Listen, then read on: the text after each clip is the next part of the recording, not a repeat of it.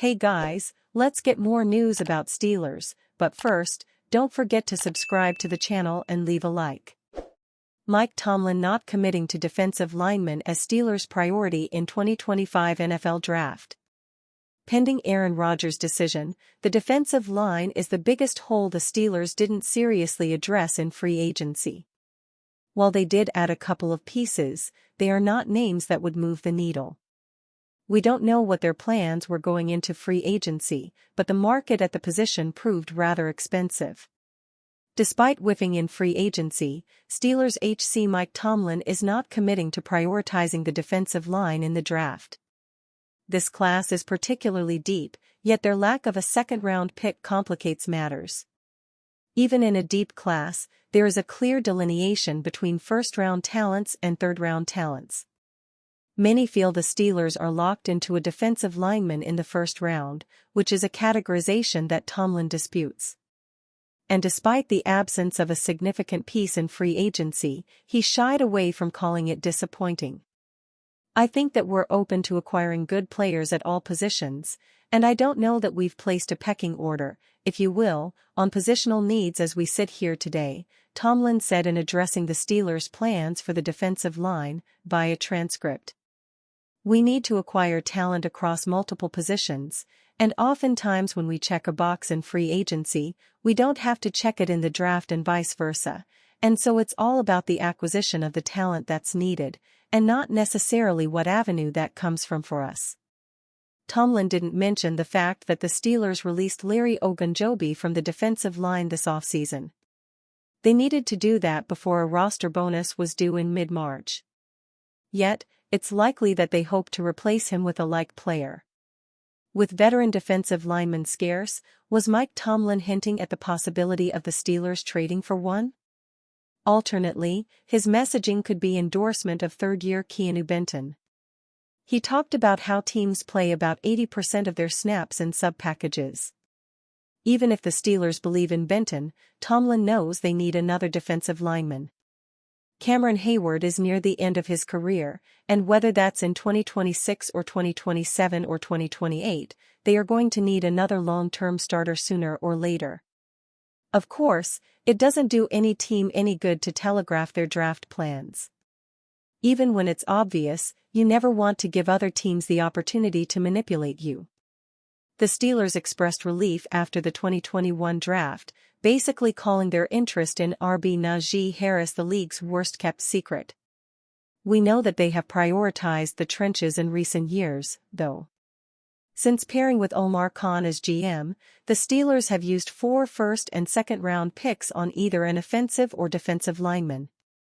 They already traded this year's second-round pick for WRDK Metcalf, breaking the streak. The first-round pick remains in play for a defensive lineman. Even if Tomlin won't come out and say that they basically need to draft one as early as possible. Pittsburgh Steelers could have easy fallback option if Aaron Rodgers goes elsewhere. The Pittsburgh Steelers could have a fallback plan if Aaron Rodgers decides to leave them hanging. According to Mary Kay Cabot of Cleveland.com, the Steelers will be interested in Atlanta Falcons quarterback Kirk Cousins if they cannot land Rodgers. Cabot notes the Steelers will likely be intrigued by what Cousins brings to the table, and it seems the Browns are fading in the conversation around Cousins. That could open the door for the Steelers to make a move for the former Pro Bowler. Albert Breer of Sports Illustrated said late last week Cousins will have a few teams interested in his services. With his $10 million guarantee for 2025 vested, Kirk Cousins is now looking at potentially slow-playing his next move, Breer wrote. If, say, Rodgers picks the Steelers this week, I'd expect that the Giants and Cleveland Browns would have at least some interest in making a move for the Atlanta Falcons' very pricey backup.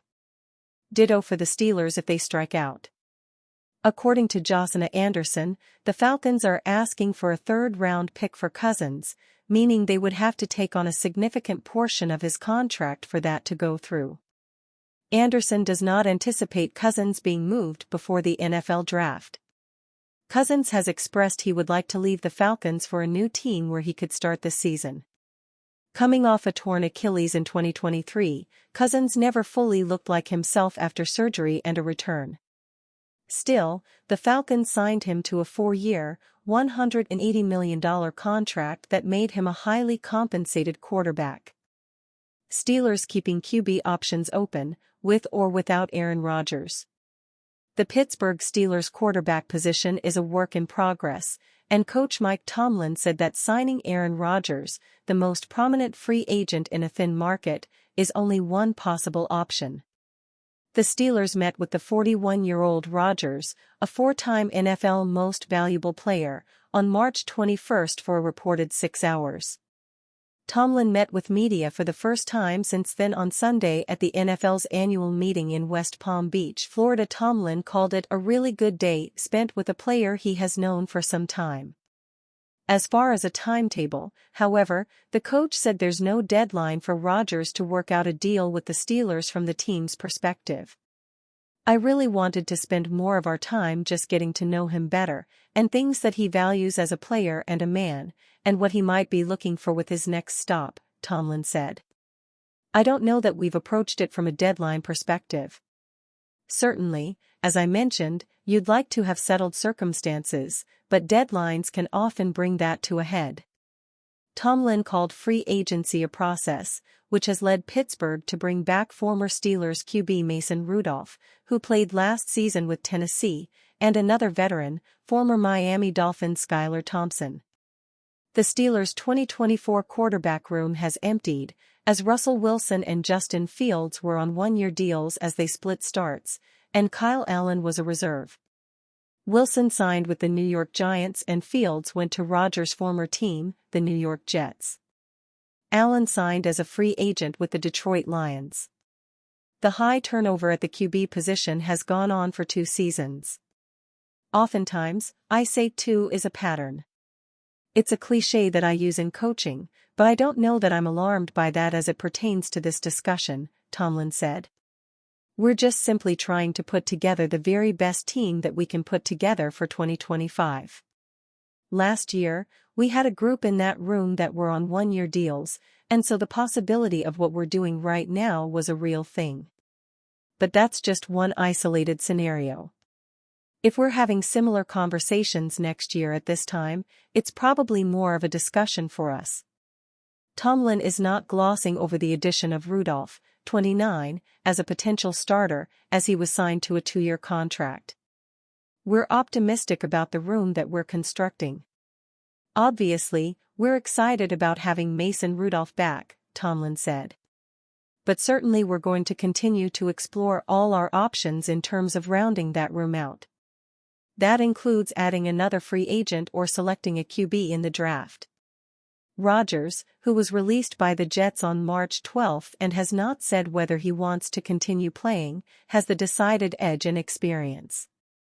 He passed for 3,897 yards and 28 touchdowns in 2024, returning from a season-ending Achilles injury suffered in his first game with the Jets in September 2023.